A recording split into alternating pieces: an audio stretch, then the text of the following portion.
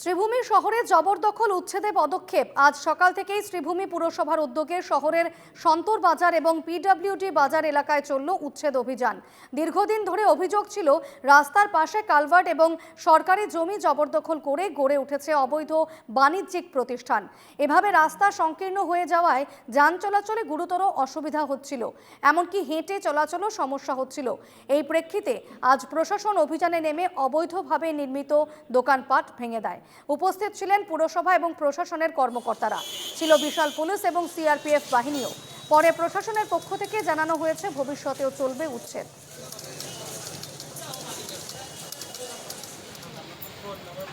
আছে আমাৰ কেইটামান মানে বহুত আছে। তো আজি আমি পিডব্লিউডি মাৰ্কেট, সন্তৰ বজাৰৰ ফ্ৰণ্টত যি মাৰ্কেট আছে আনাথৰাই আৰু ফুলেৰ ওপৰে তাৰ এগেইনষ্টত আজি আমি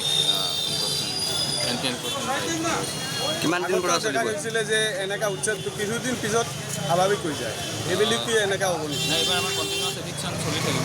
মানে কোন ঠাইত চলাইছে এই অভিযান?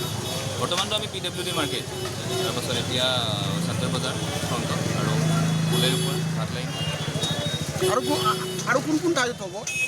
আৰু বৰ্তমান আৰু ঘাট লাইন বাকী আছে। আৰু টাউনৰ যি জেগাত ইলিগেল এনক্ৰচমেণ্ট আছে ট্ৰেইনৰ ওপৰত আমি কৈ দিছোঁ অলৰেডি, যাৰ যাৰ স্লেব বাহিৰ হৈ আছে তাৰ পৰা আঁতৰাই দিয়াৰ কাৰণে। যদি নেক্সট টাইম নাতৰাই তেতিয়া আমি মানে আইনী ব্যৱস্থা